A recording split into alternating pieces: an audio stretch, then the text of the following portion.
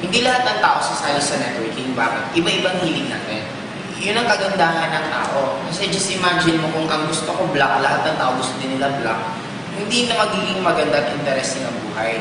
May mga taong gusto ng networking, may mga taong hindi. Bakit? Katulad yung mga tao na ang gusto nila nakakulong.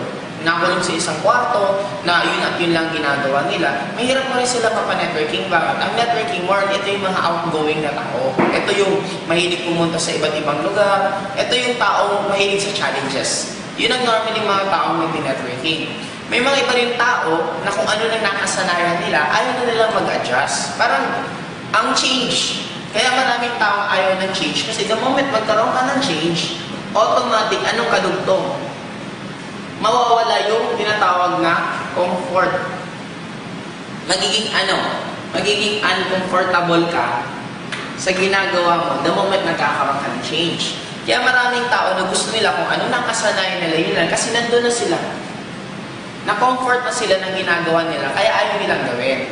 Pero darating ang time, may mga ibang tao nag-shift pa rin. Kasi may mga ibang encounter, ayaw na nila mag-networking kasi masaya naman sila sa ginagawa nila.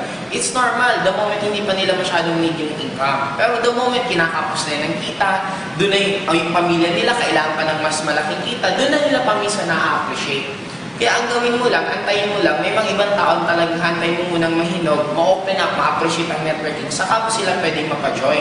May mga ibang sumasali after 1 year, after 2 years, after 1 month, after 1 day, depende sa taong yun. Kaya ikaw, as a networker, ang gawin mo lang, focus ka lang, present ka ng present, kasi sa dami ng mapipresentan mo, may mga ibang napresentan mo 6 months ago, ngayon na nag-join. In short, ang gagawin mo lang, tuloy-tuloy ka lang mag-present para yung mga disilido na hinog na, kung sa prutas, parang hinog na sila, at least pag napresentan mo, automatic sasali na rin. Kaya pag huwag ka lang mag-focus sa matatagal pa, kung huwag ka mag-focus sa hilaw, mag-focus ka lang sa hinog. Kaya lang, paano malalaman yung hinog na sa hindi? Malalaman mo lang the moment presentahan mo. It's up to them kung gusto nilang mag-join or hindi na natin problema yon. Basta ang trabaho lang natin, the moment na presenta natin sila, it's up to them kung okay sila or hindi.